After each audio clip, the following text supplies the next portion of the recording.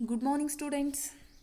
Dear children, today let's start new lesson, separation of substances.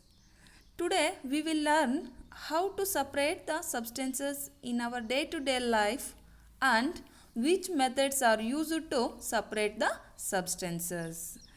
It means ಇಲ್ಲಿ separation of substances ಅಂದರೆ ಪದಾರ್ಥಗಳನ್ನು ಬೇರ್ಪಡಿಸುವಿಕೆ ಅಂತ ಹೇಳ್ತಾರೆ.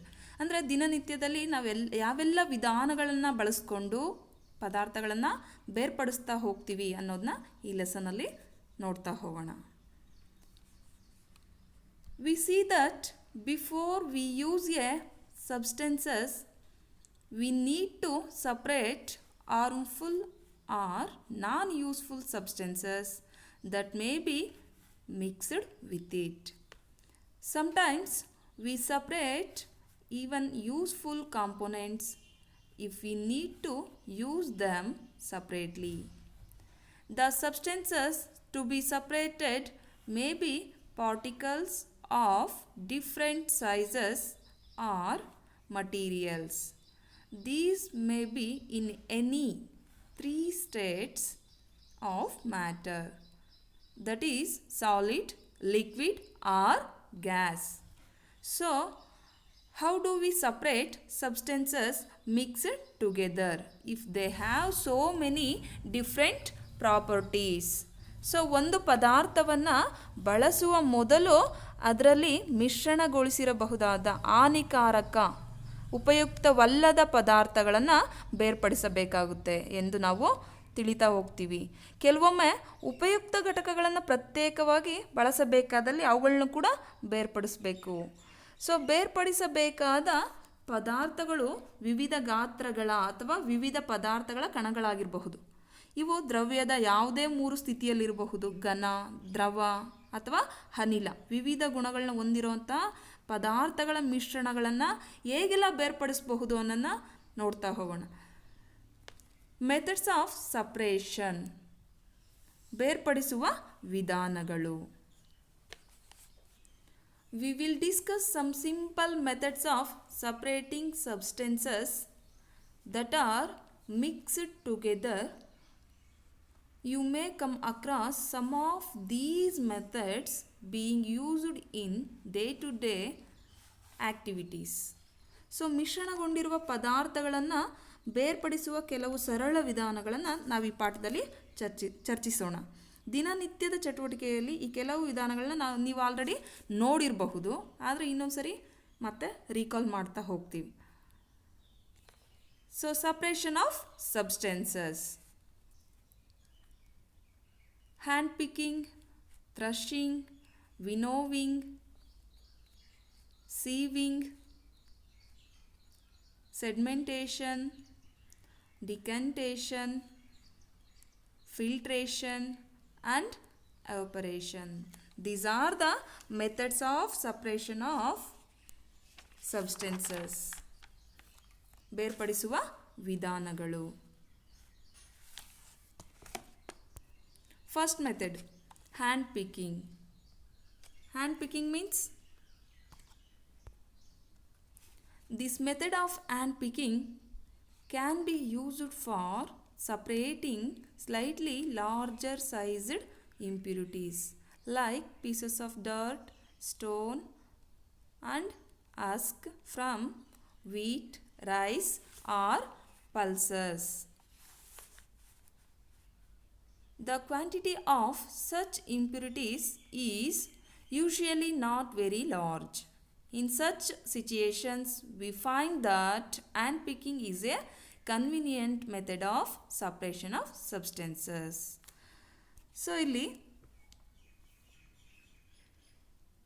ಅಶುದ್ಧಕಾರಕಗಳಾದಂತಹ ಸ್ವಲ್ಪ ದೊಡ್ಡ ಗಾತ್ರದ ಕಸ, ಕಡ್ಡಿ, ಕಲ್ಲು ಹಾಗೂ ಇವೆಲ್ಲ ಗೋಧಿ, ಅಕ್ಕಿ ಅಥವಾ ಬೇರೆ ಧಾನ್ಯಗಳ ಒಟ್ಟನ್ನು ಬೇರ್ಪಡಿಸಲು ಕೈಯಿಂದ ಹಾರಿಸುವಂತಹ ವಿಧಾನ ಬಳಸಬಹುದಾಗಿದೆ. ಈ ರೀತಿಯ ಅಶುದ್ಧಕಾರಕ ಪದಾರ್ಥಗಳ ಪ್ರಮಾಣ ಸಾಮಾನ್ಯವಾಗಿ ಹೆಚ್ಚಾಗಿರುವುದಿಲ್ಲ. ಹೆಚ್ಚಾಗಿದ್ದರೆ ಅದಕ್ಕೆ ಮತ್ತೆ ಬೇರೆ ವಿಧಾನಗಳನ್ನ ಬಳಸ್ತಾ ಹೋಗ್ಬೋದು. ಕಡಿಮೆ ಪ್ರಮಾಣದಲ್ಲಿರುವಂತಹ ಅಶುದ್ಧಕಾರಕಗಳನ್ನು ಬೇರ್ಪಡಿಸಲು ನಾವು ಕೈಯಿಂದ ಆರಿಸುವಂಥ ವಿಧಾನವನ್ನು ಬಳಸ್ತಾ ಹೋಗ್ತೀವಿ. ಇಂತಹ ಸಂದರ್ಭದಲ್ಲಿ ಕೈಯಿಂದ ಆರಿಸುವಂಥ ವಿಧಾನ ಅನುಕೂಲಕರ ಎಂಬುದನ್ನು ನಾವು ನೋಡ್ತಾ ಹೋಗ್ಬೋದು.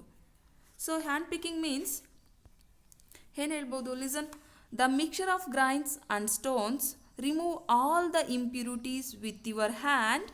This method is called hand picking. So ಧಾನ್ಯಗಳಲ್ಲಿರುವಂತಹ ಅಶುದ್ಧಕಾರಕಗಳನ್ನು, ಕಲ್ಲುಗಳನ್ನು ಕೈಯಿಂದ ನಾವು ಅವನ್ನ ಹಾರಿಸಿ ತೆಗೆಯುವಂಥ ವಿಧಾನ ಆಗಿರುತ್ತೆ. So observe the picture students.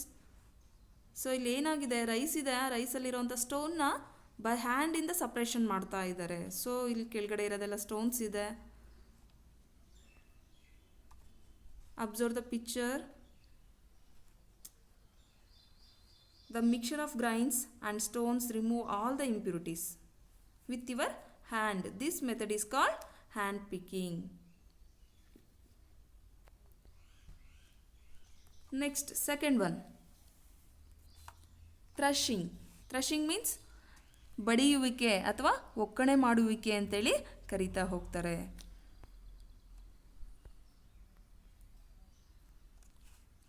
Harvesting the crop, stalks are dried in the sun before the grain is separated from them. Each stalk has many grain seeds attached to it. Imagine the number of grain seeds in hundreds of bundles of stalks lying in the field. How does the farmer separate grain seeds from those bundles of stalks? One may pluck mangoes or guavas from the trees, but grain seeds are much smaller than mangoes or guavas. So, plucking them from their stalks would be impossible. How does one separate grain seeds from their stalks? The process that is used to separate grain from stalks is threshing. In this process, the stalks are beaten to free the grain seeds. Sometimes threshing is done with the help of bullocks. Machines are also used to threshing large quantities of grain. So ಇಲ್ಲಿ ಏನಾಗುತ್ತೆ, ಬೆಳೆಗಳ ಕೊಯ್ಲು ಅಥವಾ ಕಟಾವಿನ ನಂತರ ಹೊಲಗಳಲ್ಲಿ ಗೋಧಿ ಅಥವಾ ಭತ್ತದ ಪೈರಿನ ಕಂತೆಗಳನ್ನು ನೀವು ನೋಡಿರಬಹುದು. ಆ ಧಾನ್ಯಗಳನ್ನು ಬೇರ್ಪಡಿಸುವ ಮೊದಲು ಆ ಪೈರುಗಳನ್ನ ಏನು ಮಾಡ್ತಾರೆ, ಬಿಸಿಲಿನಲ್ಲಿ ಒಣಗಿಸ್ತಾರೆ. ಪ್ರತಿಯೊಂದು ಪೈರು ಧಾನ್ಯದ ಹಲವು ಬೀಜಗಳನ್ನ ಹೊಂದಿರುತ್ತೆ. ಪೈರುಗಳ ನೂರಾರು ಕಂತೆಗಳಲ್ಲಿರುವ ಧಾನ್ಯದ ಬೀಜಗಳ ಸಂಖ್ಯೆಯನ್ನು ಕಲ್ಪನೆ ಮಾಡ್ಕೊಳ್ಳೋಕ್ಕೂ ಆಗಲ್ಲ, ಅದನ್ನು ನಾವು ಇಮ್ಯಾಜಿನ್ ಮಾಡ್ಕೊಳ್ಳೋಕ್ಕಾಗಲ್ಲ. ಅಷ್ಟೊಂದು ಧಾನ್ಯಗಳನ್ನು ಒಳಗೊಂಡಿರುತ್ತೆ ಆ ಪೈರು. ಆ ಪೈರುಗಳ ಕಂತೆಯಿಂದ ಧಾನ್ಯದ ಬೀಜಗಳನ್ನು ರೈತ ಹೇಗೆ ಬೇರ್ಪಡಿಸ್ತಾನೆ? ಈಗ ಫಾರ್ ಎಕ್ಸಾಂಪಲು ಗುವಾ ಅಥವಾ ಮ್ಯಾಂಗೋ ಆಗಿದ್ದರೆ ಸೊ ಏನು ಮಾಡ್ಬೋದು, ಕೈಯಿಂದ ಈಗ ಮಾವು ಅಥವಾ ಸೀಬೆಹಣ್ಣನ್ನು ಮರದಿಂದ ಕೀಳ್ಬೋದು. ಆದರೆ ಧಾನ್ಯದ ಬೀಜಗಳು ಮಾವು ಮತ್ತು ಸೀಬೆಗಿಂತ ತುಂಬಾ ಚಿಕ್ಕದಾಗಿರುತ್ತೆ. ಆದ್ದರಿಂದ ಅದನ್ನ ಪೈರಿಂದ ಅವುಗಳನ್ನು ಕೀಳೋದು ಅಸಾಧ್ಯ. ಆ ಧಾನ್ಯದ ಬೀಜಗಳನ್ನು ಅವುಗಳ ಪೈರುಗಳಿಂದ ಹೇಗೆ ಬೇರ್ಪಡಿಸ್ತಾರೆ? ಧಾನ್ಯಗಳನ್ನು ಪೈರುಗಳಿಂದ ಬೇರ್ಪಡಿಸಲು ಬಳಸುವ ಕ್ರಿಯೆಯೇ ಇಲ್ಲಿ ಥ್ರೆಶಿಂಗ್ ಅಥವಾ ಬಡಿಯುವಿಕೆ ಅಂತೇಳಿ ಕರಿತೀವಿ. ಈ ಕ್ರಿಯೆಯಲ್ಲಿ ಧಾನ್ಯದ ಬೀಜಗಳನ್ನು ಪ್ರತ್ಯೇಕಿಸಲು ಪೈರುಗಳನ್ನು ಬಡಿಯಲಾಗುತ್ತೆ. ಬಡಿಯೋದು ಚೆನ್ನಾಗಿ ಒಂದು ಹಾರ್ಡ್ ಸರ್ಫೇಸ್, ಗಟ್ಟಿ ಇರುವಂಥ ಪ್ರದೇಶಕ್ಕೆ, ಬಂಡೆಗೆ ಏನು ಮಾಡ್ತಾರೆ, ಆ ಭತ್ತದ ಅಥವಾ ಏನು ಗೋಧಿಯ ಕಟ್ಟುಗಳನ್ನು ತಗೊಂಡು, ಪೈರಿನ ಕಟ್ಟುಗಳನ್ನ ಹಿಡ್ಕೊಂಡು ಚೆನ್ನಾಗಿ ಬಡಿತಾ ಹೋಗ್ತಾರೆ. ಸೊ ಬಡಿತಾ ಹೋದಾಗ ಏನಾಗುತ್ತೆ, ಅಲ್ಲಿರೋಂಥ ಧಾನ್ಯದ ಬೀಜಗಳು ಒಂದು ಪೈರಿನಿಂದ ಸಪ್ರೇಟ್ ಆಗ್ತಾ ಹೋಗುತ್ತೆ. ಕೆಲವೊಮ್ಮೆ ಇದನ್ನೇನು ಮಾಡ್ತಾರಪ್ಪ ಅಂದರೆ ಎತ್ತುಗಳ ಸಹಾಯದಿಂದ ಧಾನ್ಯಗಳನ್ನು ಪೈರುಗಳಿಂದ ಬೇರ್ಪಡಿಸ್ತಾರೆ. ಜೊತೆಗೆ ಈಗೇನಾಗುತ್ತೆ, ನವೇಡೇಸ್ ಮೊದಲೆಲ್ಲ ಇತ್ತು, ಈಗಿನ ಕಾಲದಲ್ಲಿ ಏನಾಗಿದೆ, ಎಲ್ಲದಕ್ಕೂ ಮಷಿನ್ಸ್ನ ಯೂಸ್ ಮಾಡ್ತಾ ಹೋಗ್ತಾರೆ. ಸೊ ಮಷಿನ್ ಯೂಸ್ ಮಾಡಿ ಆ ಪೈರನ್ನ ಧಾನ್ಯಗಳಿಂದ ಬೇರ್ಪಡಿಸ್ತಾ ಹೋಗ್ತಾರೆ. ಸೊ ಇಲ್ಲಿ ಥ್ರೆಶಿಂಗ್ ಅಂತ ಹೇಳೋದಾದರೆ, the farmer beat the stalks on a hard surface. As a result the grains will be separated. This method of separation is called threshing.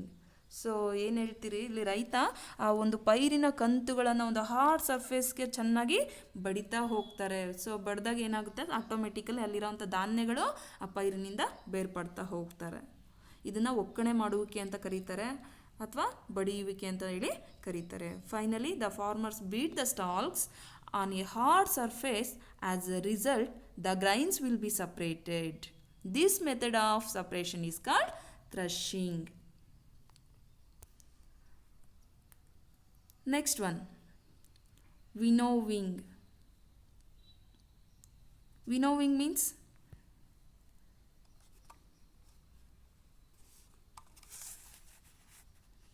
this method of separating components of a mixture is called winnowing. Winnowing is used to separate heavier and lighter components of a mixture by wind or by blowing air. Direction of the air. Observe the picture, dear students. ಇಲ್ಲಿ winnowing is the third method of separation of substances ಅಂತ ಹೇಳ್ತೀವಿ. ಕನ್ನಡದಲ್ಲಿ ಹೇಳೋದಾದರೆ ತೂರುವಿಕೆ ಅಂತ ಹೇಳ್ತೀವಿ. So ಇಲ್ಲಿ ಯಾವುದೇ ಒಂದು ಮಿಶ್ರಣವನ್ನು ಬಯಲು ಪ್ರದೇಶಕ್ಕೆ ತೆಗೆದುಕೊಂಡು ಹೋಗಿ ಒಂದು ಎತ್ತರದ ಜಾಗದಲ್ಲಿ ನಿಂತ್ಕೊಂಡು ಮಿಶ್ರಣವನ್ನು ತೂರ್ತಾ ಹೋಗೋದು. ಆ ತೂರ್ದಾಗ ಏನಾಗುತ್ತೆ, ಮಿಶ್ರಣದ ಘಟಕಗಳನ್ನು ಬೇರ್ಪಡಿಸುವ ಈ ವಿಧಾನವನ್ನು ನಾವು ತೂರುವಿಕೆ ಅಂತೇಳಿ ಕರಿತೀವಿ. ಆ ಬೀಸುವ ಗಾಳಿಯ ಸಹಾಯದಿಂದ ಒಂದು ಮಿಶ್ರಣದಲ್ಲಿರುವ ಭಾರವಾದ ಮತ್ತು ಹಗುರವಾದ ಘಟಕಗಳನ್ನು ಬೇರ್ಪಡಿಸಲು ಈ ತೂರುವಿಕೆಯನ್ನು ಬಳಸಲಾಗುತ್ತೆ. ಭಾರವಾದ ಧಾನ್ಯದ ಕಾಳಿನಿಂದ ಹಗುರವಾದ ಒಟ್ಟಿನ ಕಣಗಳನ್ನು ಬೇರ್ಪಡಿಸಲು ಸಾಮಾನ್ಯವಾಗಿ ರೈತರು ಈ ವಿಧಾನವನ್ನು ಅನುಸರಿಸ್ತಾರೆ. ಸೊ ಅಲ್ಲಿ ಪಿಕ್ಚರ್ನ ಅಬ್ಸರ್ವ್ ಮಾಡಿ, ಏನಾಗಿದೆ, ಈ ಹೆವಿಯರ್ ಪಾರ್ಟಿಕಲ್ಸು ಒಂದು ಸೈಡ್ ಕಲೆಕ್ಟ್ ಆಗ್ತಾ ಹೋಗ್ತಿದೆ, ಲೈಟರ್ ಪಾರ್ಟಿಕಲ್ಲು ಇನ್ನೊಂದು ಸೈಡು ಕಲೆಕ್ಟ್ ಆಗ್ತಾ ಇದೆ. So method of separating the husk from the grain is called ವಿನೋವಿಂಗ್. ಅಂದರೆ ಧಾನ್ಯದಿಂದ ಆ ಒಟ್ಟನ್ನು ಬೇರ್ಪಡಿಸುವಂತಹ ಒಂದು ವಿಧಾನವನ್ನು ನಾವಿಲ್ಲಿ ತೂರುವಿಕೆ ಅಂತೇಳಿ ಕರಿತಾ ಇದ್ದೀವಿ. Winnowing is used to separate heavier and lighter components of a mixture by wind or by blowing air. So ಬೀಸುವಂತಹ ಗಾಳಿಗೆ ನಾವು ತೂರ್ತಾ ಹೋದಾಗ ಏನಾಗುತ್ತೆ, ಹೆವಿಯರ್ ಪಾರ್ಟಿಕಲ್ಸು. ಸೊ ಇಲ್ಲಿ ನೋಡಿ ವೀಟ್ ತೋರಿಸಿದ್ದಾರೆ, ಅದು ಒಂದು ಸೈಡ್ ಕಲೆಕ್ಟ್ ಆಗ್ತಾ ಹೋಗಿದೆ. ಈ ಹಸ್ಕ್ ಏನಾಗಿದೆ, ಒಟ್ಟು ಬೇರೆ ಒಂದು ಸ್ವಲ್ಪ ಫ್ರಂಟಲ್ಲಿ ಇಲ್ಲಿ ಕಲೆಕ್ಟ್ ಆಗಿದೆ. This is the husk, this is grains. So ಈ ಹಸ್ಕನ್ನು ಏನಕ್ಕೆ ಯೂಸ್ ಆಗುತ್ತಪ್ಪ ಅಂದರೆ ಈ ಪ್ರಾಣಿಗಳಿಗೆ ಆಹಾರವಾಗಿ, ದನ ಕರುಗಳಿಗೆ ಆಹಾರವಾಗಿ ಬಳಸ್ತಾ ಹೋಗ್ತಾರೆ. This is the third method of separation of substances. Next one, sieving.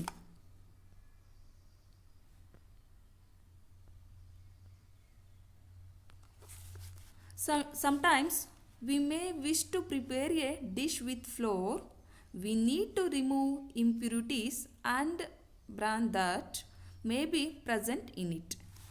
What do? We use a sieve and pour the flour into it.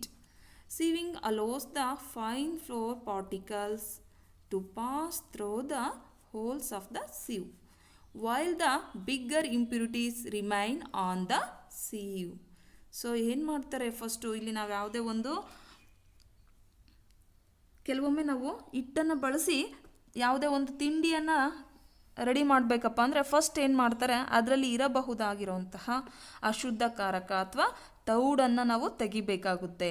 ಆಗ ನಾವೇನು ಮಾಡ್ತೀವಿ, ಒಂದು ಜರಡಿಯನ್ನು ತೆಗೆದುಕೊಂಡು ಆ ಹಿಟ್ಟನ್ನು ಅದರಲ್ಲಿ ಸುರಿದು ಜರಡಿ ಹಿಡಿಯುವಿಕೆಯಲ್ಲಿ ಹಿಟ್ಟಿನ ಸಣ್ಣ ಕಣಗಳು ಜರಡಿಯ ರಂಧ್ರಗಳಿಂದ ಹಾದು ಹೋಗ್ತವೆ ಮತ್ತು ದೊಡ್ಡ ಗಾತ್ರದ ಅಶುದ್ಧಕಾರಕಗಳು ಜರಡಿಯಲ್ಲೇ ಉಳ್ಕೊಳ್ತವೆ. ಸೊ ಈ ರೀತಿಯಾಗಿ ನಾವು ಅಲ್ಲಿ ಏನು ಮಾಡ್ತೀವಿ, ಜರಡಿಯನ್ನು ಹಿಡಿತಾ ಹೋಗ್ತೀವಿ, ಅದರಿಂದ ನಾವು ಸಪ್ರೇಷನ್ ಮಾಡ್ತಾ ಹೋಗ್ತೀವಿ, ಇಂಪ್ಯೂರಿಟೀಸ್ನ ಸಪ್ರೇಟ್ ಮಾಡ್ತೀವಿ, ಅಶುದ್ಧಕಾರಕಗಳನ್ನು ಬೇರ್ಪಡಿಸ್ತಾ ಹೋಗ್ತೀವಿ. In a flour mill, impurities like husk and stones are removed from wheat before grinding it. Usually a bag full of wheat is poured on a slanting sieve.